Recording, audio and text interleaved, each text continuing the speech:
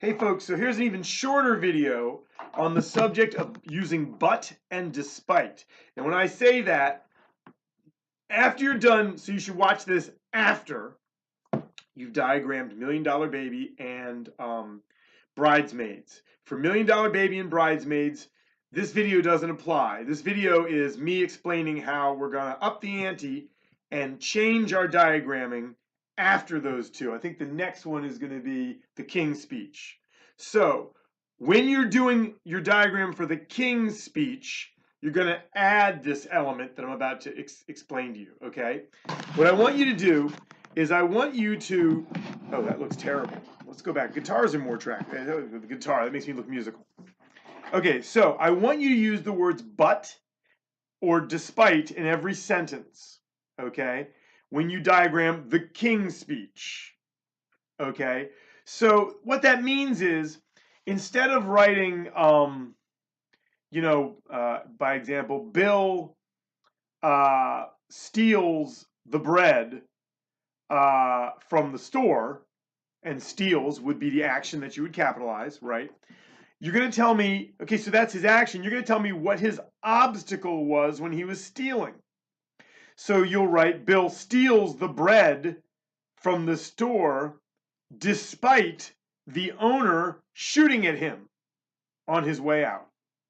Okay? And you could capitalize shooting. You still capitalize steals, and you capitalize shooting, because those are the two actions, right? I tried to steal, someone took a shot at me. Action, reaction. But what's important there is that Bill is the protagonist, the lead character of that scene, and that there's an obstacle to what Bill is trying to accomplish, which is stealing the bread, right? So you put despite the owner shooting at him. So again, you're going to put the word despite in, or despite or but. I give you either one. So you could write Bill steals the bread, capitalizing steals, despite, use that word, the owner shooting at him. Okay, so then you write another sentence. You're going to use but or despite in every sentence. You can use the word but. Either way, you're basically segueing into some sort of obstacle. So the way you'd use but would be, you'd say, Wendy flirts with John, but John refuses to play along, or refuses to flirt back. So the flirting is in capital letters, but you're using the word but in the sentence. She flirts with him, but John ignores. It could be ignores her. Whatever the obstacle is to her action, you're going to use but or despite. Make sense? So to use Star Wars, Luke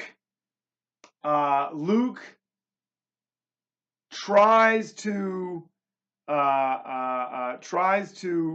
comply with Yoda's demands, but fails by slipping in the mud. Or Luke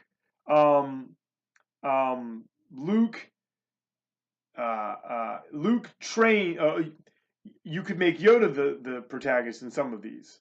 Yoda trains, in capitals, Luke, despite Luke's lack of faith. Or Yoda teaches, in capitals, Luke, but Luke fails to understand. Or but Luke ignores Yoda's such and such. Or but Luke, you get the point? So use but and despite in every sentence. The fact that you have to use but and despite every sentence means you're going to be looking for the obstacle. Oh God, I've got this scene here. I see that the lead character is trying to buy a car, right, and fails to buy the car, but what's stopping him or her? So then you write, Greg tries to buy a car, but has no money. Greg tries to buy a car despite the salesman refusing to sell him a car. Use but or despite in each sentence. You don't have to use both the words in each sentence. I'm just saying you're either going to use the word but or despite in each sentence. This will help you find the obstacle, force you to scrape and look for the obstacle. It's not always easy. Sometimes it's not right within the scene and it was implied in the scene before. That's yours to wrestle with when you do the diagram for the King's Speech. Still, I don't think the diagram would ever be more than like a page and a half or 2 pages maximum. Okay?